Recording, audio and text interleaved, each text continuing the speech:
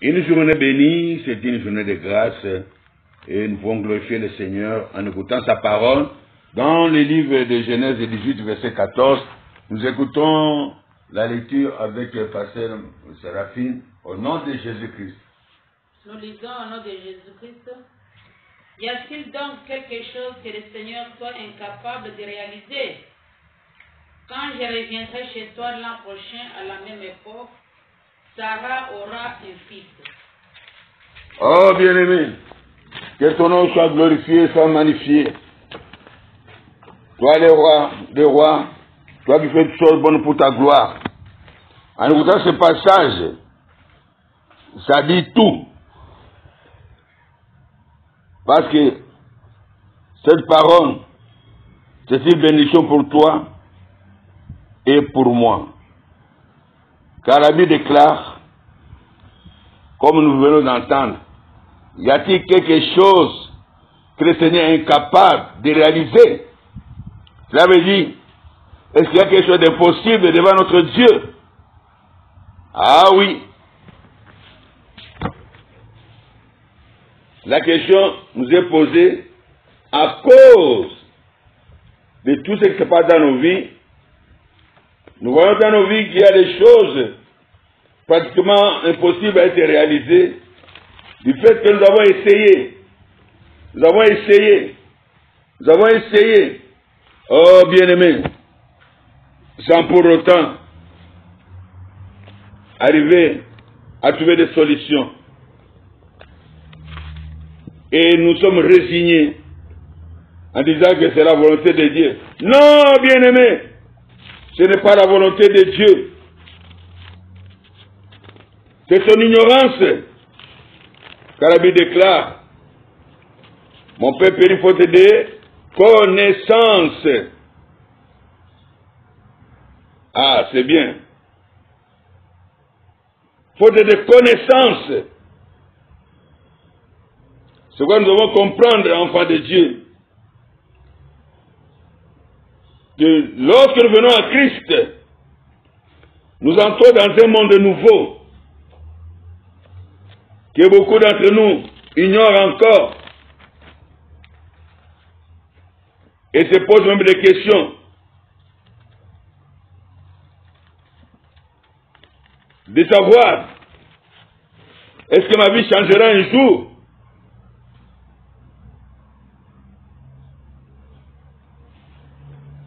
C'est ça la question. Est-ce que ma vie changera un jour? Oui, ça va changer. Parce que les problèmes que tu as, c'est que tu n'es pas le premier à l'avoir. Beaucoup ont connu ces problèmes. Ils sont nés, ils ont connu ces problèmes. Ils sont morts avec des solutions. Les mêmes problèmes que tu as. C'est pour te dire, il n'y a rien de nouveau ici sur la terre. Tout n'est que perpétuel recommencement, nous dit Ecclésiaste. Il n'y a rien de nouveau. Si toi tu n'as pas encore trouvé la solution, donc tu dois encore chercher à connaître très bien le Dieu que tu pries. Tu dois persévérer. Parce que si tu ne persévères pas, tu croiras que le Dieu que tu pries, c'est un Dieu incapable. Et je te dis aujourd'hui, je ne connais pas ton problème, mais le Dieu que je prêche, il connaît ton problème.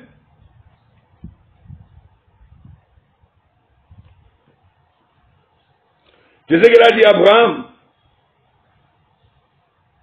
dans Genèse 17, verset 1er. Il dit à Abraham,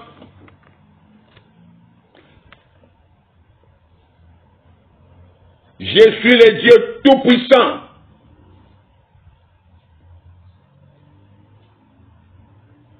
Marche devant ma face et sois intègre. Mais dans la Bible, des aventures, vaisseau des aventures, dit, vis toujours à ma présence et sois irréprochable. Voilà la seule condition que Dieu nous donne, nous recommande, c'est de vivre toujours devant sa présence, vivre devant sa face.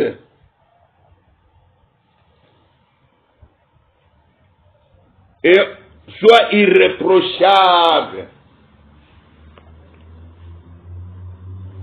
Les deux conditions sont irrévocables. Tu ne peux pas passer outre, tu ne peux pas sauter. Tu es obligé de passer par ces deux conditions. Marcher devant la face de l'Éternel.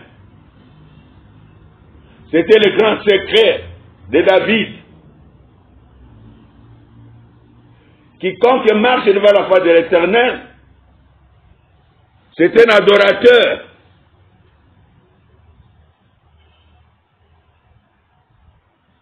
Quelqu'un qui élève Dieu, qui reconnaît Dieu dans tout ce qu'il fait comme source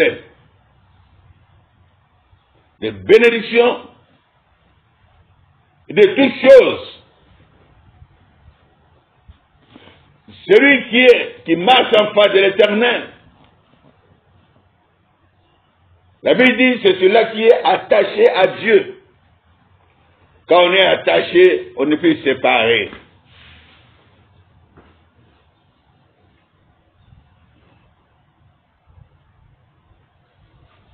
Attaché à Dieu, vous porterez beaucoup de fruits. Attaché à Jésus, on porte beaucoup de fruits.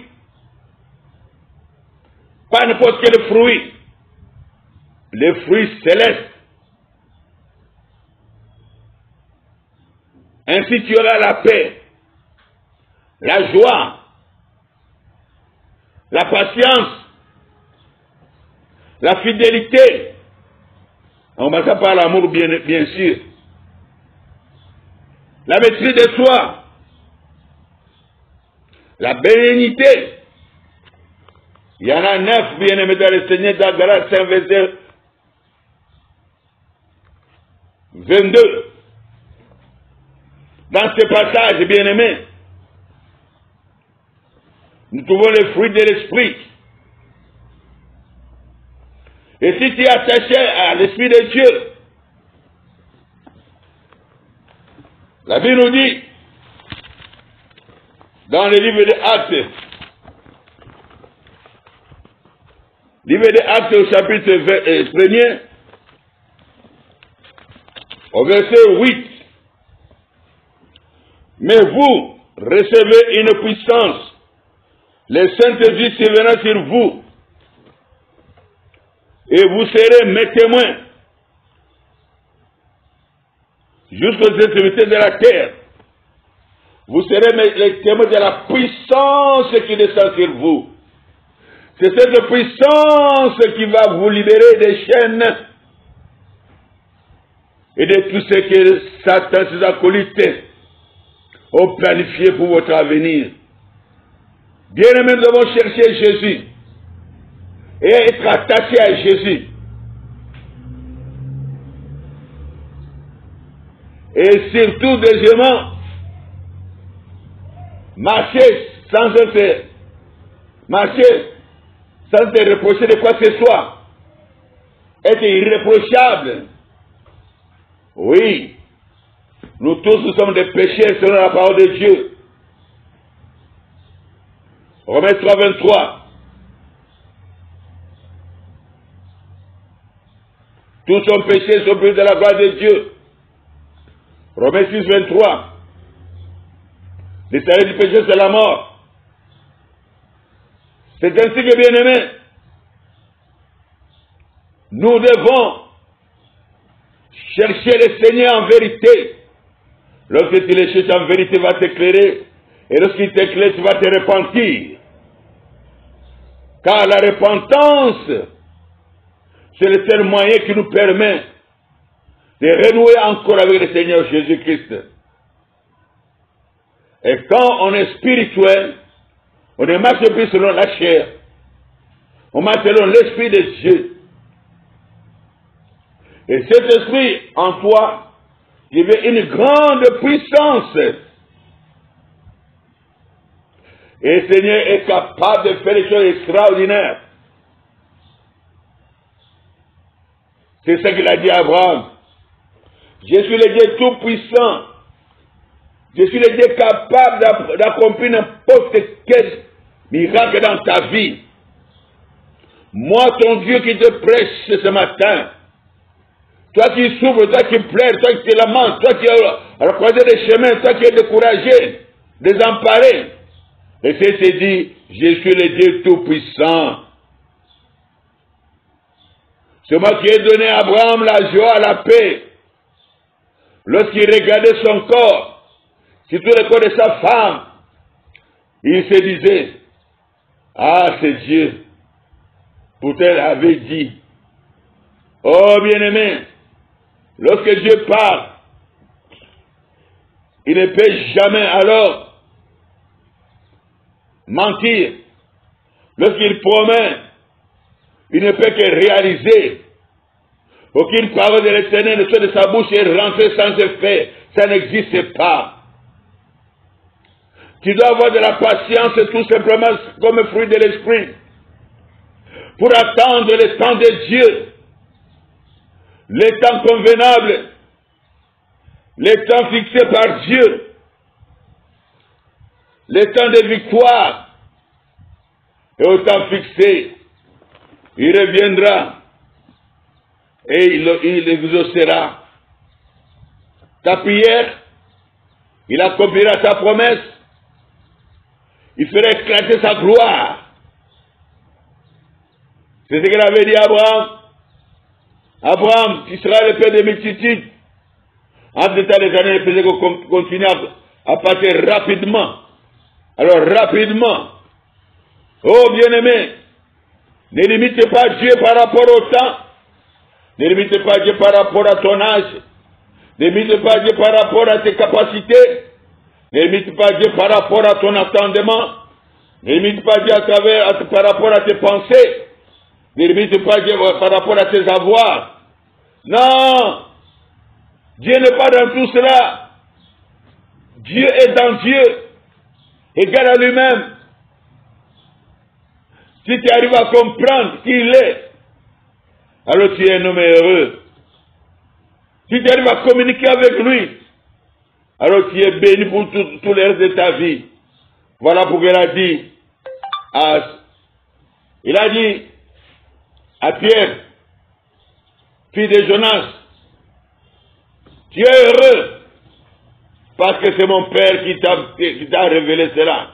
Lorsque Dieu te parle, lorsque Dieu se révèle en toi, tu es un homme heureux. Parce que c'est un signe qu'il est avec toi. C'est un signe qu'il t'a choisi. C'est un signe qu'il est prêt à faire d'autres choses extraordinaires. Mais, avant de les faire, bien-aimé, il doit d'abord t'affermir. D'apprendre à connaître ce que c'est l'amour de Dieu. Ce que c'est l'attachement, la fidélité à son Dieu. Oui, bien-aimé. Et puis, il doit t'apprendre ce que c'est le combat spirituel. Il doit t'apprendre à compter uniquement sur lui. Parce que rien dans ce monde ne peut céder devant des situations soi-disant impossibles. Il n'y a que son amour, sa miséricorde, sa bonté, sa grâce qui t'accompagne tous les jours. Quand tu habites dans ta maison, quand tu es attaché à lui, quand tu es devant son miroir tous les jours, bien-aimé, oh, lui il va justifier sa présence en appelant, en existant ce qui n'existe pas, en faisant des choses extraordinaires. Raison pour laquelle les passages venus de lire ce matin, parce que Sarah se mettait à rire lorsque, alléluia, l'ange a dit à Abraham que ta femme me mettra au monde. Sarah a écouté à derrière la porte et s'est mise à rire. Et cela a étonné le Seigneur. Il a dit, mais comment Sarah ne croit pas à moi? À la même époque, l'année suivante, Sarah aura un fils. Dieu a fixé le temps. Il pouvait dire, maintenant même tout de suite, Sarah, qui a un fils, elle en fallait apparaître. Mais Dieu ne veut pas marcher derrière et compliquer sa propre parole. Dieu est toujours derrière sa parole pour l'accomplir. Dieu a voulu passer par l'homme pour agir dans ce monde. Voilà pourquoi Dieu devait passer toujours par Sarah elle-même. Parce que si Dieu donnait à Sarah un fils, Sarah n'allait rien comprendre. Mais il a fallu que Sarah soit d'abord enceinte. Que Sarah fasse 9 mois de grossesse. Pour que Sarah comprenne que quelque chose est entré dans mon ventre vieilli. Un ventre décomposé à l'intérieur. Un ventre sans vie à l'intérieur. Oui, c'est dans ce ventre-là. Bien aimé, c'est dans ce ventre-là que les choses merveilleuses se sont accomplies. Oh, bien-aimé, et Abraham et Sarah n'en revenaient pas. Est-ce qu'un corps pareil peut porter encore le fœtus? Oh non! Ça, il n'y a que Dieu qui peut faire ça. C'est la même chose devant la tombe de Lazare, pourri 4 jours. Oh, bien-aimé, décomposé à l'intérieur de la tombe. Oh, bien-aimé, avec des asticots, des vers de terre dans le corps. Mais je t'assure, lorsque Jésus est arrivé, oh, il a dit, Lazare sort. Je ne sais pas où sont partis des asticots. Je ne sais pas où sont partis les vers de terre. L'eau qui coulait déjà dans le cercueil. Je ne sais pas comment ça se fait. Je n'ai pas besoin de m'interroger comment ça se fera. Mais tout ce que je sais, il a dit à Marie, tu n'es pas marié, mais tu mettras au monde. L'Esprit de Dieu sera sur toi. Le fils que tu mettras, il te ouvrira de son nom. Et le fils qui naîtra de toi sera le fils du Très-Haut. Oh! Alléluia! Qu'est-ce qui est impossible à Dieu, Marie? Élisabeth, qu'est-ce qui est impossible? Ne regarde pas ton âge. Zacharie, qu'est-ce qui est impossible? Et je peux citer maintenant ton nom. Dieu donné, qu'est-ce qui est impossible? Séraphine, qu'est-ce qui est impossible? Espérance, qu'est-ce qui est impossible? Je peux continuer la liste. Je peux citer maintenant ton nom. Béni, qu'est-ce qui est impossible? Bon, regardez, demande des hommes. Esther, qu'est-ce qui est impossible? Sarah, qu'est-ce qui est impossible? Même ton nom aussi. Jérémie, qu'est-ce qui est impossible? Keren, qu'est-ce qui est impossible? Hein, Séraphine, qu'est-ce qui est impossible? Pourquoi t'inquiètes-tu? Pourquoi tu t'inquiètes? Pourquoi tu pleures derrière ton coussin, ton rideau? Pourquoi tu pleures derrière la porte? Pourquoi tu as des insomnies? Cherche ma face et marche devant ma face. Et tu vas comprendre que je suis le Dieu de Daniel, de Shadrach, de Meshach, d'Abednego. Je suis le Dieu de Ruth, le Dieu d'Esther. Je suis le Dieu des dieux. Celui qui a créé le ciel et la terre. Quel est ce problème que tu as? Que le Dieu de la miséricorde n'est pas capable de résoudre, bien-aimé. Le problème, ce n'est pas Dieu, le problème, c'est toi. Tu ne marches pas convenablement. Tu ne pries pas comme il faut. Tu cherches l'Éternel seulement quand il y a des problèmes. Et pourtant, lui, il veut être avec toi tous les jours. Il veut marcher avec toi. Mais c'est pourquoi il te pose la question. Dans Amos 3:3, 2 personnes peuvent-ils marcher ensemble s'ils ne s'accordent pas? Oui, bien-aimé. Ça paraît clair. Il y a un verset que je répète presque tous les jours. Parce que c'est le verset qui m'a aidé à bien comprendre que réussir dans la vie dépend de Dieu, de ce qu'il dit sur ma vie, de ce qu'il promet, de ce qu'il décide de réaliser. Dieu a déjà fait sa part à nous envoyer Jésus-Christ d'une façon miraculeuse. La naissance de Jésus, c'est déjà un miracle. Comment une vierge peut-elle avoir une grossesse? Non, ça ne se fait pas. Mais voilà le chemin de Jésus-Christ. C'est le chemin des miracles. Sa résurrection, c'est un miracle. Tout le monde se disait, oh, c'est fini. Cet homme qui était gentil, qui faisait du bien, pourquoi cela lui est arrivé? Mais il avait dit, le troisième jour, je ressusciterai. Parce qu'on se moquait de lui. Lui qui a ressuscité les morts, lui qui a aidé les malades, pourquoi il ne peut pas se ressusciter lui-même? Oh, bien-aimé, arrête tes ironies. Crois seulement. Jésus a dit à Marc, crois seulement. Tu verras la puissance de Dieu. Crois seulement. Tu verras la réponse de Dieu. Crois seulement. Tu verras un miracle aujourd'hui. Oh, je te dis aujourd'hui, le 17 juin 2020, il y a un miracle pour toi.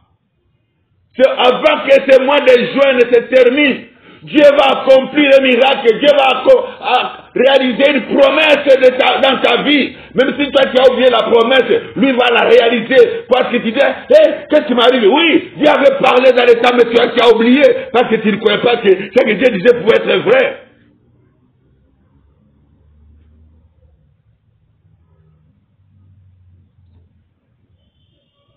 Aujourd'hui, dans la cité de David, il vous est né un sauveur. Les anges ont parlé au berger. Oui, le sauveur est né. Je répète encore, le sauveur est né.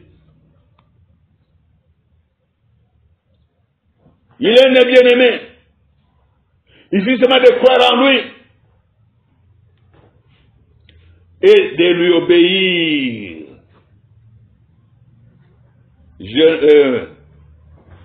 Je dis le verset que je répète toujours, de Deutéronome 28, verset 1 à 2. Je vais encore rappeler ce verset. Si tu obéis à la voix de l'Éternel ton Dieu, en observant et en mettant en pratique ces commandements que je te prescris aujourd'hui, écoutez maintenant la suite. L'Éternel ton Dieu, pas le Dieu de ton voisin, le Dieu à qui tu crois, te donnera la supériorité sur toutes les nations de la terre, qui sera élevé dans ta vie. 2. Voici toutes les bénédictions qui se répandront sur toi. Les bénédictions qui se répandront sur toi. Les bénédictions qui vont pleuvoir sur toi. Mamma mia. Lorsque tu obéiras à la voix de l'Éternel, ton Dieu, lorsque tu obéiras, alléluia. On ne peut pas obéir à quelqu'un qu'on ne voit pas et qu'on ne connaît pas. Lui, il est présent. Il est près de toi. Tu es attaché à lui. Voilà pourquoi tu es un adorateur. Un adorateur, c'est celui qui voit son Dieu à chaque instant, tel qu'il est. David voyait son Dieu à tout moment, tel que son Dieu était. C'est ce Dieu qui te donne la supériorité. C'est ce Dieu qui fait pleuvoir les bénédictions dans ta vie. C'est lui qui donne la paix. C'est lui qui donne la joie. Il dit, je vous donne pas ma paix comme le monde vous la donne. Il donne, bien-aimé. C'est que tu manques, Dieu va te donner comme des cadeaux. Matthieu 6, verset 33. Cherchez premièrement Jésus et son royaume et sa justice. Et le reste vous sera donné par-dessus. Cherchez premièrement le royaume bien-aimé. Ne cherche pas directement à voir le miracle. Tu ne verras pas le miracle. Satan va t'amener un miracle qui va te faire souffrir. Ne cherche pas le miracle. Ne cours pas derrière le miracle. Les miracles, ce sont des dons que Dieu va faire descendre dans ta vie. Au moment opportun, si toi tu marches devant sa face, si tu acceptes de lui obéir, bien-aimé, l'obéissance, c'est le point culminant, le point final de la foi. Là où il y a la foi, il y a l'obéissance. Je répète, là où il y a la foi, il y a l'obéissance, parce que la foi comprend 3 éléments. Premièrement, c'est la croyance. Deuxièmement, c'est ce qu'on veut dire, c'est la confiance. Et troisièmement, c'est l'obéissance. Voilà comment j'ai toujours défini la foi, c'est mettre en pratique la parole de Dieu. La mise en pratique de la parole de Dieu montre que tu as la foi. Parce que si tu n'as pas la foi, tu ne peux pas mettre en pratique, tu ne peux pas obéir.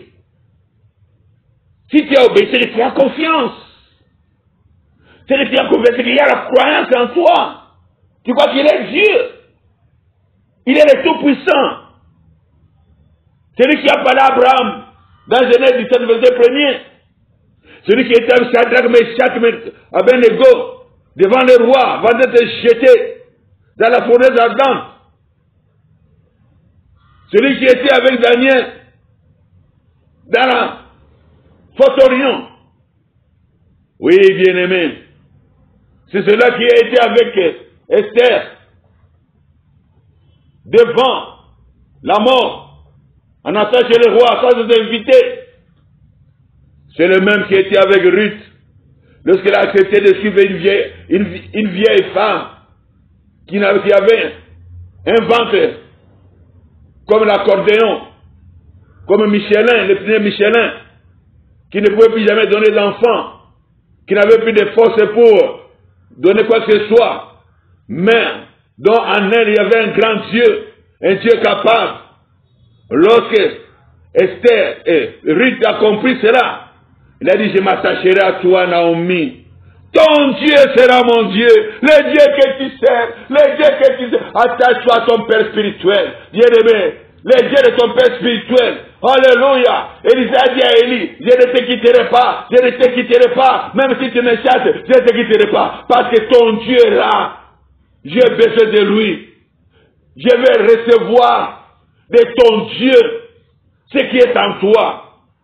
Et il dit à Élisée, si tu me vois monter, donc si tu vois la gloire de Dieu, le miracle que Dieu va opérer dans ma vie, tu auras le double de ce que tu as demandé. Double portion. Oh bien-aimé. Élisée s'était attaché à son père parce qu'il croyait que son père avait marché avec ce Dieu-là. Il marchait avec le Dieu tout-puissant qui a fait descendre du feu du ciel. Ce Dieu-là est toujours d'actualité. Ce Dieu-là est toujours vivant. Il a peur avec ça ce qui n'existe pas. Bien-aimé, invoque ce Dieu chaque matin quand tu te réveilles. Invoque ce Dieu chaque soir avant de dormir. Invoque-le.